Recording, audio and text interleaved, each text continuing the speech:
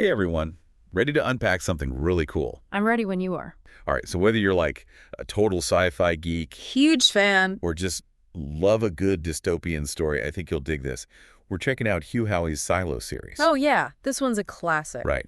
And we've got this awesome review and summary that covers everything, the novels, even the short stories. Buckle up. Yeah, we're going to unearth some wild stuff like think power struggles, Tons of that. rebellion, and what happens to humans when the world as they know it is gone.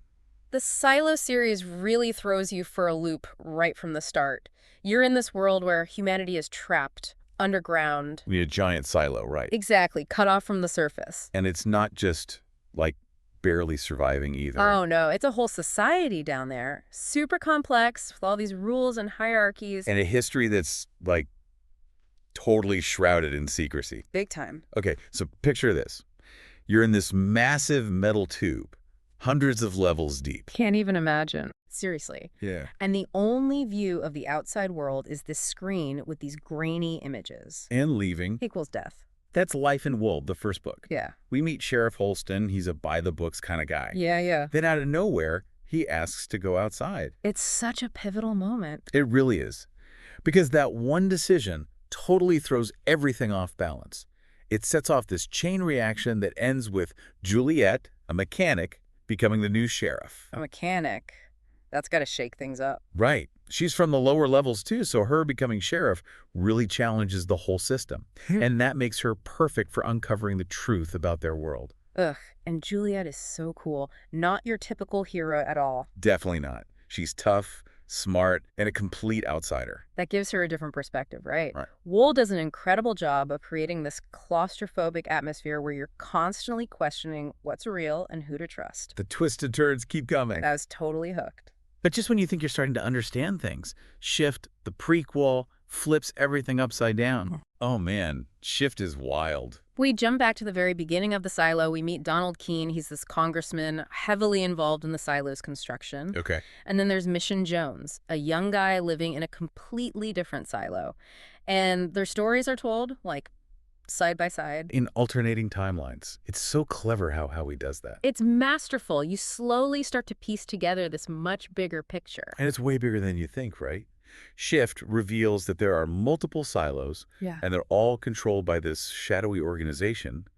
And then memory wiping. Yeah, that messed me up. They literally erase people's pasts to control them. It makes you wonder, who are we without our memories? Like how much of our identity is tied to our past? It's a scary thought. Yeah, if you really think about the implications of this memory manipulation, It gets deep. it makes you question if we're really in control of our destinies or just pawns in some game we don't even remember starting. That's heavy. It is. It really makes you think, huh. For real. And then Dust, the final book. Everything comes together. All those loose ends. Juliette is now the mayor. Wow. She's trying to unite everyone and finally find out what's beyond the silo. And Donald, remember him from Shift. He's still a major player. His choices have some big consequences. Huge. Dust is just intense, edge-of-your-seat stuff, big showdowns, and real gut-wrenching moments. You really feel for these characters. Yeah.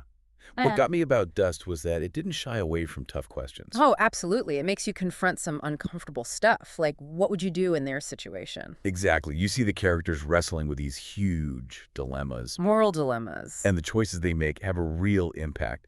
And the ending, well, let's just say it's bittersweet.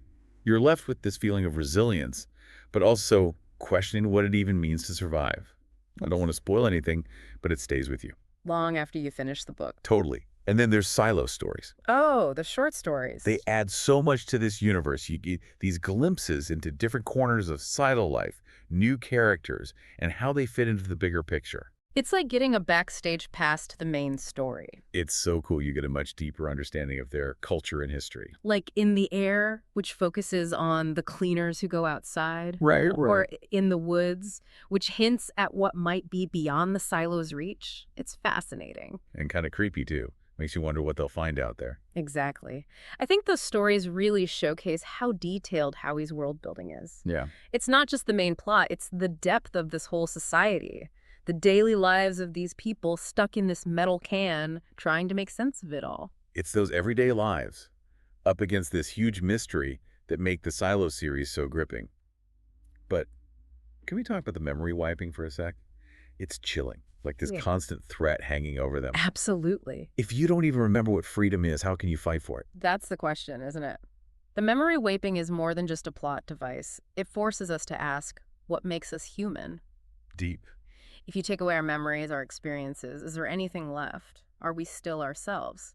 It makes you think about how much of what we believe is shaped by those memories. Mm-hmm. Like in Shift, when we see how the silo's history is manipulated, you can't help but wonder how much of what we accept as truth is just a story someone's telling us. Right. It's a story designed to control us. That's a bit unsettling. It is, and that manipulation ties into this idea of history repeating itself, which comes up a lot in Shift. Yeah, the cyclical nature of things. This idea that the silo we see isn't the first, others have tried and failed.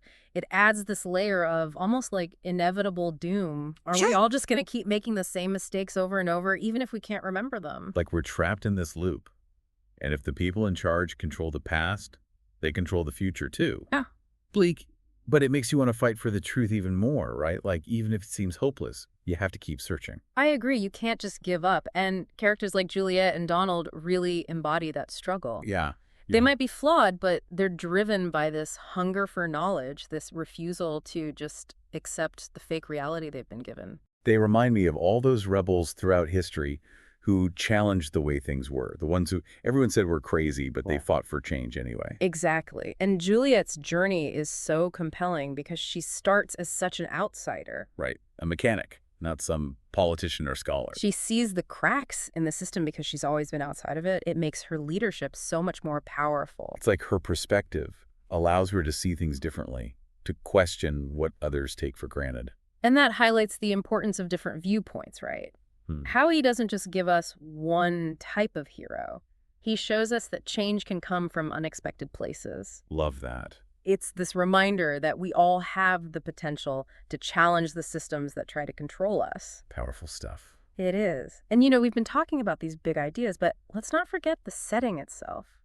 The silo. Oh, yeah. How we paint such a vivid picture of this metal world. You really feel like you're there. Right there with the characters, feeling that oppressive atmosphere, the weight of that unknown world outside. He uses such great sensory details. You can practically taste the stale air, feel that cold metal, hear the hum of machinery. It's almost claustrophobic, but in a way that makes you crave escape.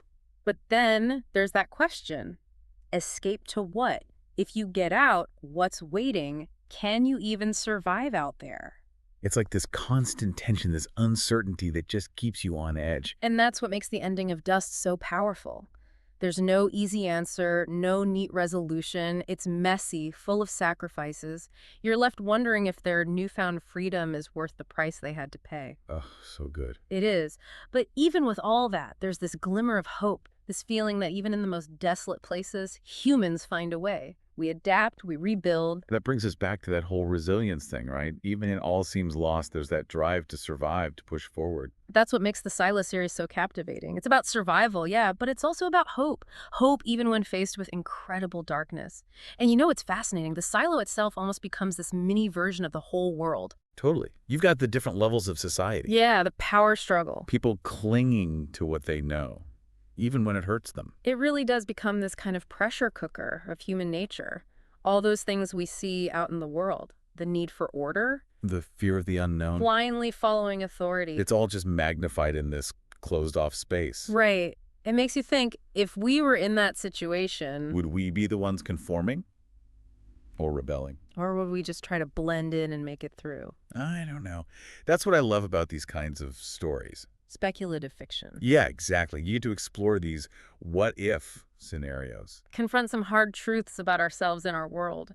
Without actually having to live through them, thankfully. Exactly. And I think that's a big part of why the Silo series has resonated with so many people. It's more than just a good dystopian story. It's a mirror reflecting our own hopes. And fears. Yeah, our capacity for good and bad. It's about the choices we make, even when there don't seem to be any good ones. It's thought-provoking, for sure. It is. And for me, one of the biggest takeaways from the Silo series is how important it is to question things, to seek knowledge, even when it's risky. Oh, it's good. The characters who really make a difference, they're the ones who refuse to accept the lies, the ones digging deeper, asking those hard questions, and challenging the status quo. Totally. Juliette, Holston, even Donald, in his own way. Exactly. They're all pushing back against what they're told to believe.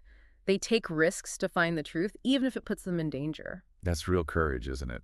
It is. It's not just about physical strength or anything like that. It's about standing up for what you believe in, even when everyone's telling you to back down. It's about not being afraid to use your voice. Exactly. And that ties back into how powerful individual action can be. Like one person's choices Can start a movement. change the course of history. The Silo series reminds us that even when we're up against huge systems of power, even small acts of courage can make a difference. It's inspiring in a way. It is. But it's not just about individual heroes, right? Yeah. It's also about community, about people coming together, finding strength in each other. That's huge in the Silo series. You're right. Those moments of connection, of working towards a common goal, that's where the characters find that resilience to keep going. It's that human connection that helps them pull through. It's a reminder that even in a dystopian world, those bonds can be a source of hope and strength. Powerful stuff.